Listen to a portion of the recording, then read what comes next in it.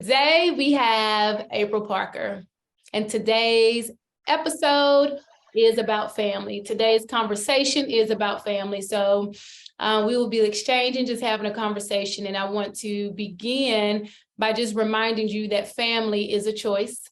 And not only is today special because she's on our platform today to share, but she is a family member of mine, but started as a friend. And we'll talk a little bit about friendships in today's conversation, because I do believe that family is friendship first.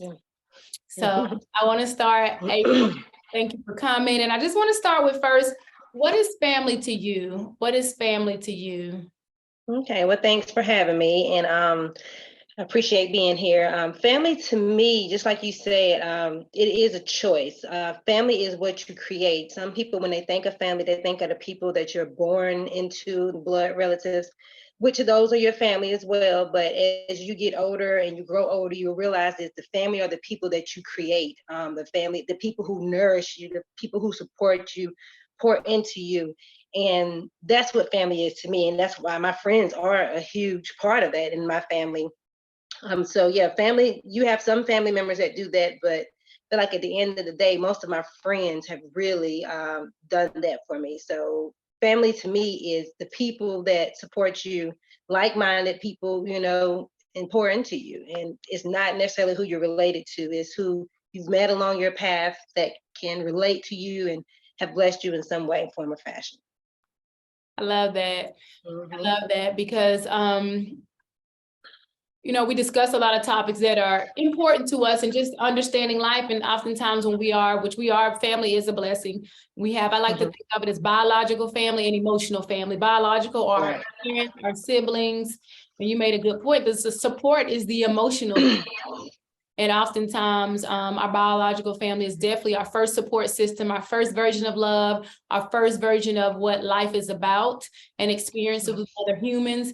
But that emotional family that we choose along the way. And that emotional family oftentimes includes our parents and siblings and people that have been part of our biological family. But I am very honest about sometimes it doesn't involve those people. So, friendships are a beautiful way to experience relationships beyond your biological family. So thank you for sharing that as well. Yeah. So as we continue, that's where our foundation is. We're friends. We met in high school, and today, it's going to be interesting because she knows a lot about me. I know a lot about her. And this is the first time we've ever really just come together and chatted and just talked about this in an open platform. So of course, a lot of conversations behind closed doors as friends, but we're in a place in our lives, I feel like both of us just evolving and ready to share with young ladies in their 20s, people in general who are on the personal development journey, and a family component is part of that, very much so. So it is. Another question I wanted to ask you, because when I think of you, I think of a person I think of love, and I think that's what humanity is. Being a human is loving. Now, love obviously is a term that's different for everyone. Like you and I experience it different, but when I think of you as being human, I think of you as love, a person who pours love into people in your own special way, and you reach people. And I wanted to ask you, how did you turn your experiences from your childhood that could be viewed as negative into positive? How did you turn your experiences that you had in childhood? Did you turn them from, they could be viewed as negative, but you turned them into positives? Well, I've always, how some people say you made lemonade out of lemons. I've always felt like I've made stepping stones out of stones thrown at me. It's just like for every stone thrown at you, you just make that help you take one step higher. And then, as you know, I lost my brother at a young age. I mean, I was 19, and he actually took his own life, and it was due to depression and, other things or whatever. But I remember making a conscious effort and a choice at his funeral and saying, like, happiness is going to be a choice that I'm going to have to choose no matter what, and that doesn't mean everything is perfect or everything is how I want it to be. It just means that I've accepted for what it is and I'm moving forward. I'm not going to sulk into the misery of it or whatever. So I've always just, everything I've been thrown at or whatever, I said, okay, I'm going to just find a way out of this. Because I just knew failure wasn't an option. So I had to find a way out of it. So it's like, okay, well, what's next? How do I get out of this?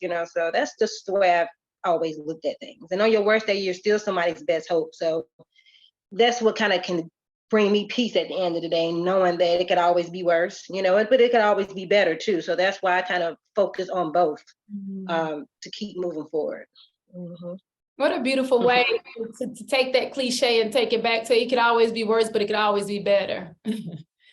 Yeah. I mean, because, you got to look at both perspectives. Like, you don't want to just say, okay, it could always be worse, and just be okay and be so content within yourself where you don't want to do better. And I mean, I think it's a huge blessing in being content, but it's content doesn't mean you're not striving for more. Again, it means you just accepted it for what it is, and you know that there is better to come, and you're not just sitting around waiting for it. You're actively doing something about it, like to make that happen. Like me wanting a garden, it's not going to just grow itself. Like, God, I've killed 3 gardens already, but maybe one day, but you gotta just know that you okay wherever you are and that you're going for more. Wow. You said at your brother's funeral, that's when you made the decision that, you were going to push forward at a funeral, in a time in which a lot of things could have taken place, but you decided to make up your mind that you were going to have a different life, or not necessarily different, but we're going to push through. I love and just choose happiness, because I feel like that's the only difference between me and him. We were exposed and everything happened kind of the same. I'm going to say the same exact thing, because of course, as men, you go through different things that a woman don't, understand. But the fact that I chose happiness, he didn't. But, it's a choice. So you were raised just you and your brother? Yeah, for the most part. You and your brother at that time. I understand. Okay. And you, I know, again, I'm asking things, but I know you were raised by your father ultimately. But of course, and you can share a little bit of that dynamic if you choose, but I want to ask you how being raised by your father has impacted you as a woman, and I asked that specifically because I learned at a later age, I believe, because I was raised by both my parents, but understanding that as you said, the choices in life, yes, our background has something to do with it, but we are not products, I don't believe, of our environment. We're products of our choices. And that's not necessarily a 2-parent household or 1-parent household. You can be an orphanage. You can come from a different background that society says is, successful. Mm-hmm. You choose the success of your life. But I want to know how you were impacted by being raised by your father, both the challenges and the good things. Yeah, well, I mean, it definitely was a gift and a curse. I'll start out saying, because I mean, being raised by my father, it definitely made me very strong and independent. And again, that can be a gift and a curse. But one thing I guess is the worst thing about being raised by a father, whatever, like my father in particular, we didn't raise and we wouldn't grow up being very vulnerable. Like anything we were really feeling, we kind of just like brushed it over and just kind of like swept it under the rug type thing, whatever. And I didn't even learn until I was an adult that vulnerability is actually a strength. It's not a weakness. I've always viewed it as a weakness, just because, you don't really show that side or whatever. So I'm glad that I've learned different, because, I've always seen it as a weakness. But as an adult, especially as a female, it's a huge strength. And I'm just glad that I was able to, I guess, break from that. But like I said, I don't take anything that he taught me. I love the fact that I am independent. I love the fact that I don't depend on anyone. So, I mean, it has, like I said, a gift and a curse. It is a gift and a curse. And that's the things I admire about you. Again, just understanding life is truly a balance, and understanding there's no voids, but there are areas in which we understand who we are and how we can improve. And your independence, your drive, your leadership of self to pursue goals and dreams and ambition. That's one of the things I know connected us as friends. You inspired me at a young age in high school. I didn't come from a family of college graduates on the side that had the most kids. The one side that was a lot of graduates and lots of college. There weren't anybody really my age. But so my friendships were a lot of my inspiration as a young person in high school, because I didn't really have that in high school when it came to my peers in my family. So you and, we have some friends that are mutual, but your drive of this is what I want to do, this is where I'm going, and you've done that, the entire lots of failures, setbacks, but tons of triumphs, because without the setbacks, you wouldn't even be where you are. So, that drive that you get from your father, I think that's beautiful. because just because you have a father, doesn't mean they have a drive or even the right type of drive. And I personally didn't experience that type of drive when it comes to, I would say, one may say material things. And I think that's healthy to have a drive for material things, because you are a person that did pursue material things, but not for the reasons of, I want to look a certain way. It was right. free. So I really admire that about you. And I think, that's beautiful. Men do have that drive, and that's what they do put in their family. Mm-hmm. Well, you inspired me too as well. I mean, your feminine energy, your vulnerability, just like you as a person, your spirituality, who you are as a person, that's what attracted me to you or whatever. And I think that's why we're such good friends or whatever, because again, some of the areas where I lack, that's your strengths or whatever. So, and I feel like that's where you get the best of both worlds when you have that type of friendship. When they say opposites attract or whatever, it's just like, not that we're opposites, but we're able to complement each other in a way that really helps both of us like blossom, That's so true. And we have a lot of similarities. And it's funny you say we do have some similarities, but the truth is I think we admire each other in the areas that the differences. Yeah, the differences and how we can improve and be inspired. That's how I look at inspiration. I recently heard someone say, and it's so true, that love language, the love language book, that the love language that you have is typically what you didn't receive as a child. And I said, that's interesting. And I look at it the same way we're talking about. Sometimes the things you admire or that you're inspired by, I think there's a inner piece of you that have it, but you lack that sometimes, or you didn't get that example. So that's your example in friendship. Yeah. So I really like that you shared. But I mean, I think you should surround yourself. If you see somebody that has something or is in a like you want to be, surround yourself around those people. Eventually people will influence you, whether you want them to or not. And that's why you have to be very particular about the type of people you entertain and the type of people you let in your circle or whatever, because they're going to influence you or whatever. And I feel like the only way to have that is to be around that energy or whatever, to see it, to embrace it. And it'll rub off on you eventually, and your mindset is everything too. Like even the things that they say and think, you'll start thinking like them. So it's just like, I think that's a really good thing, Very true. So true. And I love that. And let's tie that into family, because we naturally going to take on the mindset of our upbringing, correct? And even when you had just said something, like we're products of our environments. We're not products of environments. I mean, we're not, but when your mindset is a certain way, like even if you wanted to do different, your mindset won't allow you to think differently. You know what I'm saying? Because you just think that this is it, so you do have to, it takes a very strong person, even at a young age, to be like, oh yeah, no, this is not right. I don't think this is right. I don't think mama, because you think your parents are doing everything right, Did you feel like you had a little bit of that in you at an early age, like to question things?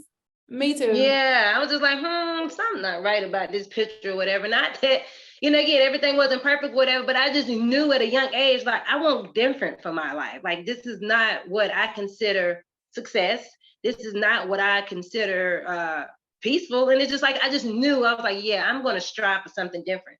At a very young age, I knew, like, not that it was, well, some of it was chaos. Some parts of it was chaos. I would say not that it was chaos, but to be real, some parts of it was. But you let that chaos drive you to say, okay, all I gotta do is just get out, and then one day I don't have to be around it.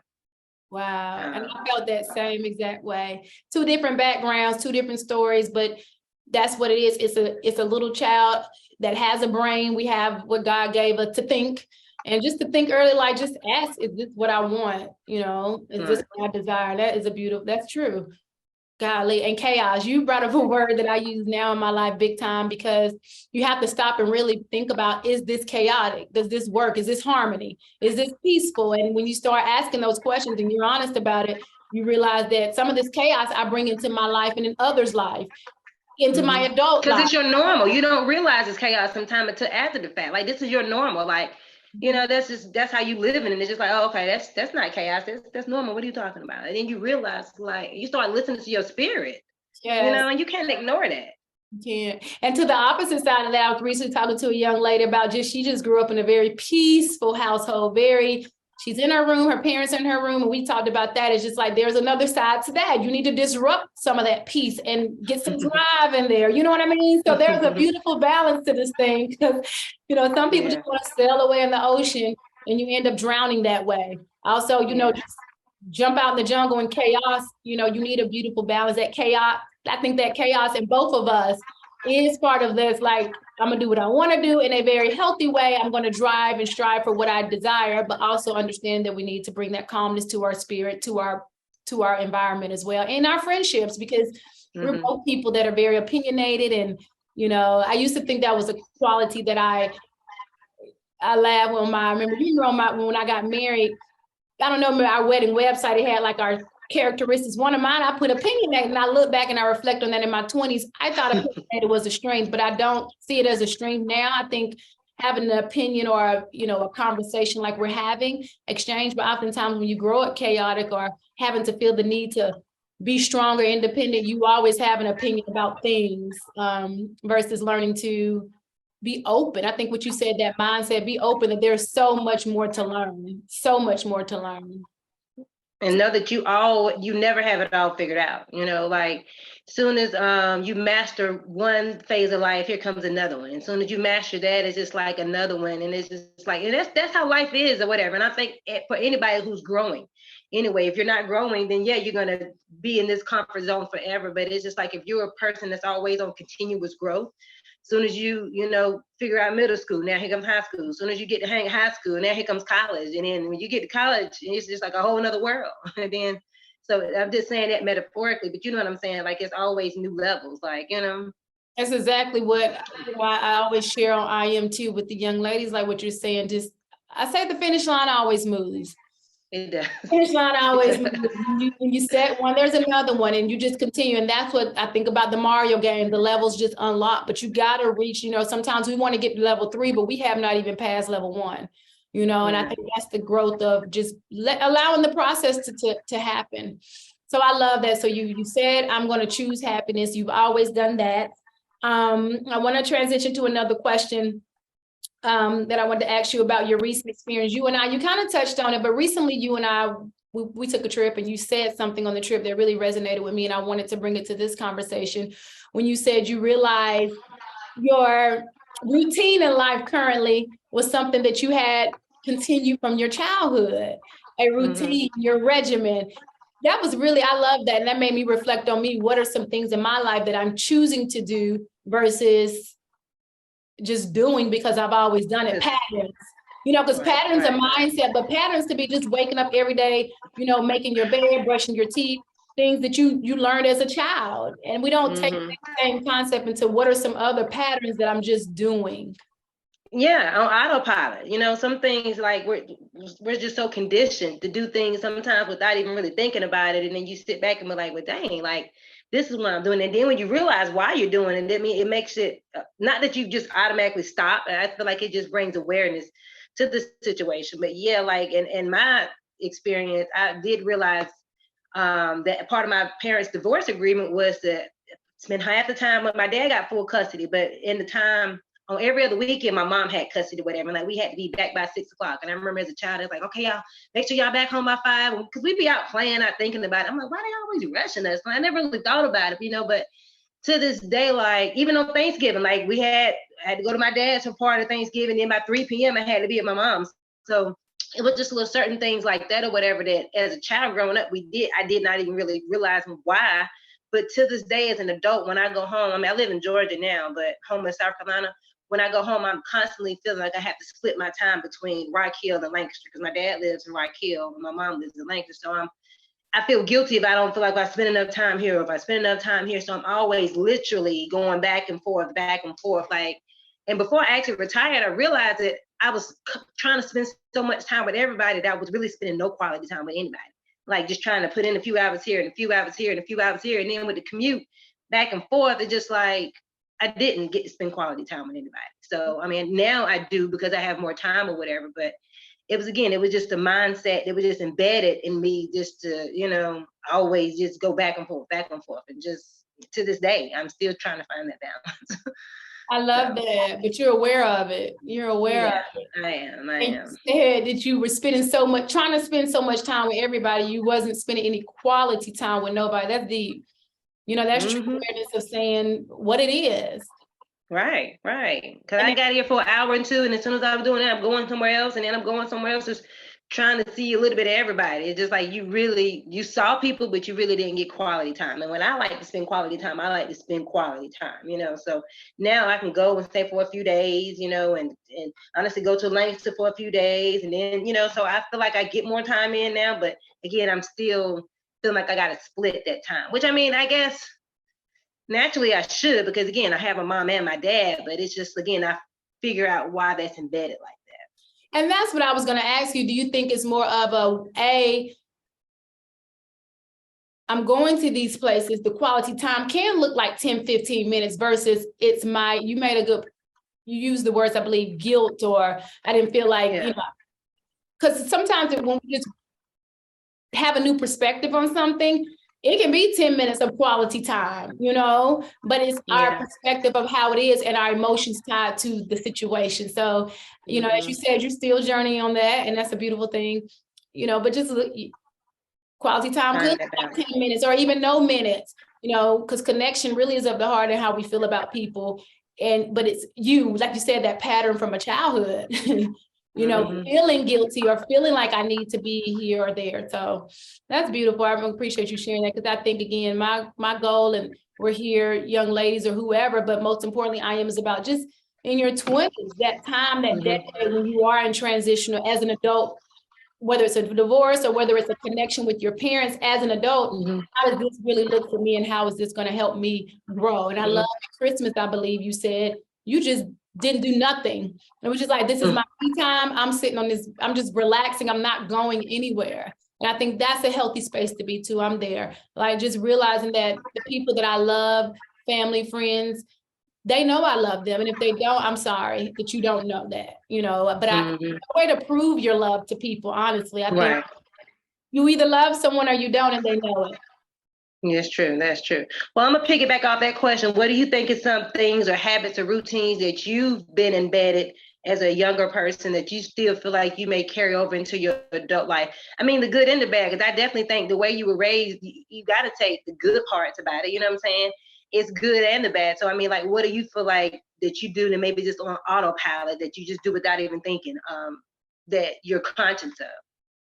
I would say impulsive behavior. And I want to say to mine, because I think sometimes, I struggle with, because my background, I've shared a lot of it through IM, but ultimately, in this culture and a society that talks about, healing and traumatic experience, I believe in traumatic experiences, not just I didn't have a traumatic childhood. I believe people have had traumatic experiences. And I think that, when you go into your 20s, you have to be honest about that. I think that's a part of being an adult. And so for me, I didn't do that in my 20s as early to understand what truly were patterns and traumatic experiences for me, because the sooner you recognize it, the sooner you can change it. So the root of the problem is always important to see early. So, having these conversations, I hope people are becoming more aware and thinking about that. So for me, definitely, you mentioned spirituality. I believe the concept of what spirituality was embedded in me early, although it was given to me through principles and beliefs and systems. I am grateful for that, because I utilized what I knew to show love and kindness and friendship. It rooted me in some things. And I tried to do that. I tried to be kind and loving to people based on what I knew. And so that's a great pattern, the foundation of God's love. And I feel like I tried to continue to do that. But, patterns as an adult that I feel like really impact me, and I had to just disrupt them, I like to call them, would be responsive. And learning to be responsive versus reactionary and impulsive. If somebody says something, I want to say something back, or not thinking. Critical thinking is a tool, it's a skill, it's something we learn. But really we don't learn in school. Something they don't teach in school. That's what I'm about to say. They don't teach it in schools. I'm about to say, what class you was in? Because we went to the same high school, honey. Was that Mr. Who class? I didn't get that memo. I wasn't gonna say we learn in school. I was gonna say I believe we learn through disrupting our own thoughts, because I didn't learn it in school. You know, my background in school, no critical thinking, no thinking at all. I just happened to, and I didn't even cheat on papers or nothing. I just used, I guess, I believe in common sense that we get from God and our genetics just to. Common sense ain't common neither, honey. That's true too, but just enough to pass tests and things. But the point of it is, I really, as an adult, had to learn to think and disrupt that pattern of regurgitating ideas and beliefs and things that were from my life that were given to me, because I had to realize if it's given to me in my choosing. And I am is all about choosing everything about your life. Like you said, making a choice to be happy, you know, choosing family, choosing friends, choosing clothes that are, you know, appropriate, finance, and choosing how you spend your money, how you earn your money. Just everything is a choice. Choosing the food we put in our body, choosing if we go work out today or be active, and most importantly, choosing how we think. And that is where I had to learn, and I'm still learning that to this day. So I would say that's a pattern that I just had of just not thinking, like doing, you know, and I really had to. Well, so many people do that. A lot of people, I've seen a quote one time, it says, nothing troubles man more than to think. People don't like to think. They just like to do, you know what I'm saying? Because they sit there and take the time to think about it. First of all, they'll probably talk them out of their actions. And if it's something that they really want to do, that's their emotions. They really want to do it, you know? So most time people don't think things through. They just do. So you're not the only one. And, you know, a lot of people, honestly, especially the younger generation, a lot of them just don't have no critical thinking skills. And I can honestly say that with these new apps or whatever, my critical thinking skills have went down. Because, like, for example, I used to have really good navigational skills. Like now, got to use my GPS, and sometimes I don't even know how to get back home. It's just like, oh, I got to use my GPS to get back home too. Like, I just came here, you know, but it is what it is. At least I'm aware of that. At least you're aware of it. And let's be real, apps, we love apps. And that's the beauty of life, humanity evolving. I mean, we're going to, this is the world we in. I don't knock, you know, a lot of people say, I wish this, that. I don't wish anything different from what's in front of us. You know, the internet, social media, these are great tools. But the most important tools are the ones that are within, like you said, awareness and choice, and things that are just part of who we are as humans. All of this other stuff is man-made things. We got to tap into the God-made things. So I love that. Thank you. But yeah, I would say definitely just disrupting my own thoughts with new ones. We went through a lot here, and we only have a few more questions that I definitely, because we kind of talked about many things, but I do want to ask you, what advice would you give your younger self? You know, in your 20s, what advice would you give your younger self around family, the idea, the term of family? Okay, I'm glad you narrowed it down, because my 20s, I was going to go on a different, but I'm just playing.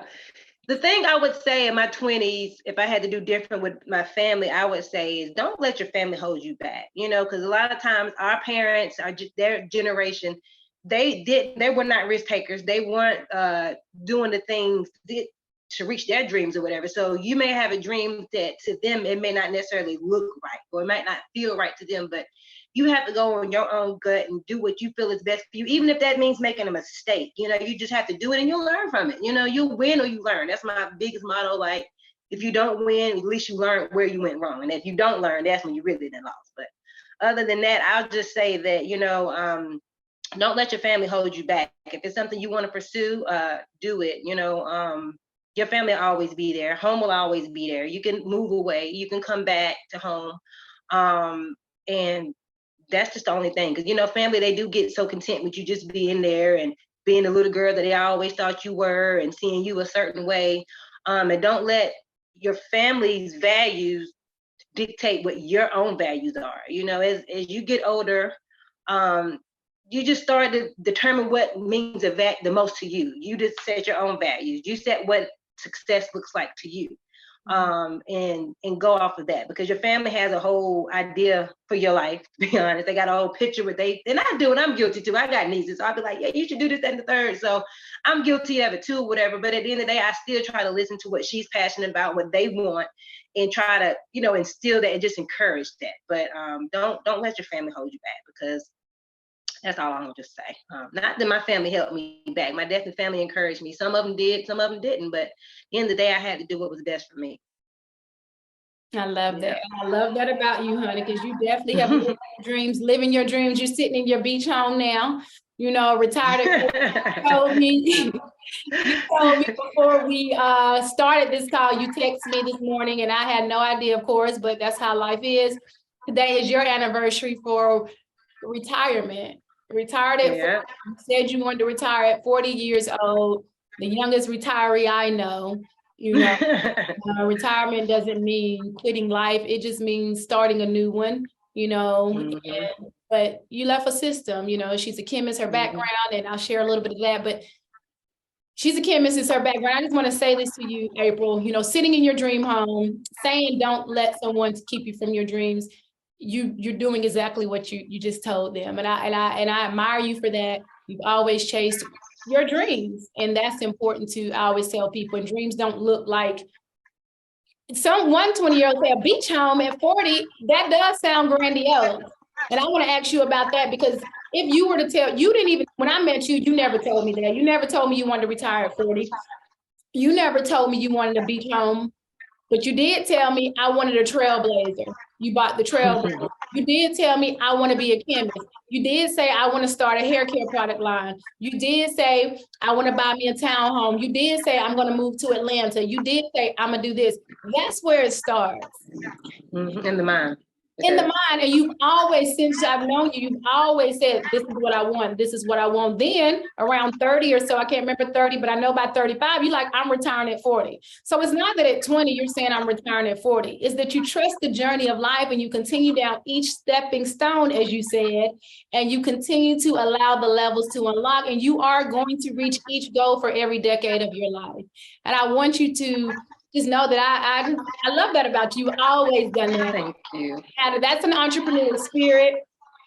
You've always had that. My background teaching, that's more of my spirit, but that's fine. But again, I am inspired by that. That's an entrepreneurial spirit that I think unlocks the truest freedom. Entrepreneurship. And you've always been entrepreneurship. And what would you tell young people around entrepreneurship when we're in this sexy entrepreneurial society? Because before real estate was sexy, you had bought a home. Before, traveling and doing all these things, you were doing these things, but it was from a very personal, this is what I want, a dream state, not a let me flex on you state. Right. Well, I always knew I wanted time freedom, location freedom, and financial freedom, because I just knew that the thought of me retiring at age 65 always made me cringe. And to this day, it still just makes me cringe. Like, I mean, I could barely even stay on an 8-hour flight now. So I know at 65, I won't feel like it. But I honestly, and I can even say that when I wanted those things, or when I said that I wanted certain things or whatever, I can honestly be real with you. I didn't even know how I was going to get them. I just knew that that's what I want, and that God would make a way, and I just knew that if I kept believing in it and just working towards it, and just everything would just work out. And it did. I lie to you not. Like, I even remember telling one of my friends when I moved to, like, I want a beach house, and I started looking at the prices or whatever, and I was like, God, them prices high. And I was like, I'm gonna have to have a husband be able to afford that, because I can't afford that mortgage on my own. Like, I'm literally gonna have to literally make that the next goal of mine, just to try to be able to afford this house or whatever. But somebody said the word multifamily to me, and that literally opened my mind to a whole nother thing. And I was like, okay, well, I can live in one unit and rent the other unit out. And now I'm at my beach house and I'm able to do that. So it's just that God made a way. Like, even when I didn't see how it was going to be possible, it's just like, it's possible, So, like I said, I just always knew I wanted it. And that's why I just had to plant those seeds and just knew that it would work itself out. Thank you. I love that. I do have to tap into something you said, because I still struggle with this. I'm not, we're being honest. You said God will make a way, and you and I talk a lot about this. God will make a way, but how do we, and what, I know how I feel, but to the 20-year-old who is, God will make a way. I'm going to pray 2 times a day, and understanding that you also mentioned work. Definitely. The unseen work, because through prayer and even going to school, getting a degree, there's work. And that work is like getting up and doing, what does the work look like? Not in specific to buy a house, but truth of what it really is. Well, I will say this, entrepreneurship is not for the weak. I will say that, because I mean, even I've worked in corporate and I've worked in entrepreneurship. In corporate, you might work 40 hours a week and you're limited at a salary. Yeah, but that's it. But when you're entrepreneurship, you make work 80 hours a week, but your salary is not limited, so you're out there grinding or whatever. So you're going to always have to put the work in. Like I said, it's just like a garden.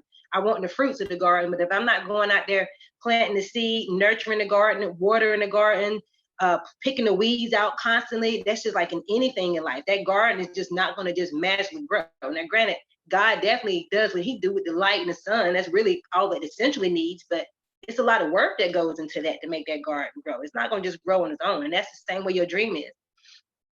You have to put the work in, and you have to also prepare yourself to be positioned to where when the opportunity does come, you can take advantage of it. Because there's been times before on my journey where it's been opportunities that came along and I wasn't in the best position to take advantage of those opportunities. And even that drove me even more. Like you said, with real estate, that made me, I was looking at real estate when I know I wasn't even in position to buy. I was like, okay, that's just making me motivated more. Like, dang, this house for only $17,000. Oh, I wish I can get it. But you know what? That's going to make me, one day I'm have $17,000 in the bank and I can just go buy it, So it really just made me want to kick myself. Because honestly, at one time I did have the money, but I was just all over the place. I was just like, you got to be having the right position and the right opportunity.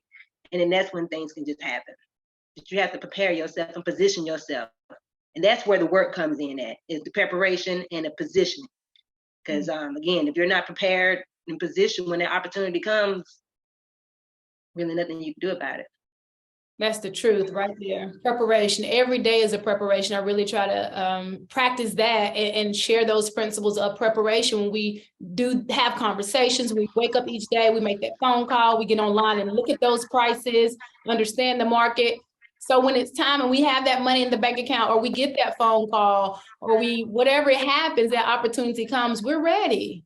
And that is the key to life. I think that is truly a key to life, is being prepared, and preparation is the work that we do every day to become better. And so I really appreciate you joining us today, sharing, and lots of tips in there about family, about self, but most importantly, personal development and self-love, and truly chasing your dreams. So no matter what your background is, no matter your family you come from, that is a beautiful foundation, but it's truly up to you to build those. I always say the walls, and go in there and decorate that home, make it beautiful and make it your own, because that's truly, we are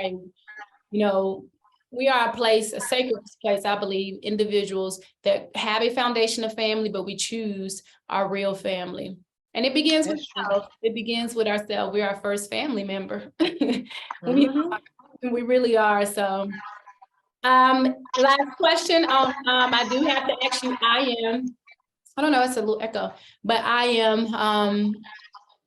there's one question I want to ask me that come, but can you fill in that blank for me, please? I am, however you want to fill it in. I am at peace. I can honestly say I'm at peace.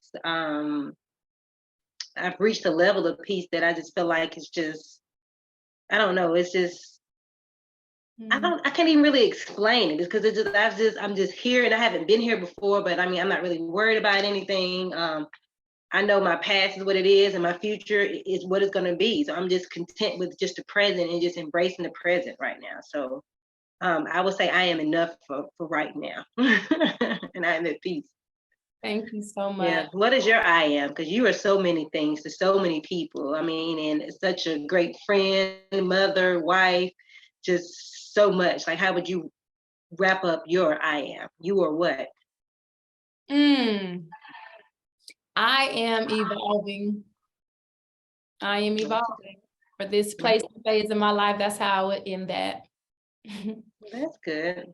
Thank you. Thank you so much for joining us today. For more things around life through content, conversation, you'll see us here on this channel. Subscribe, like. You can also, I'll put April's contact information. She has some Airbnb properties. She has I wouldn't say skincare, but a healthcare product line. It helps with skin too, but skin yes. Too, yeah, it's healthcare. I say healthcare. Yeah. We'll add that as well.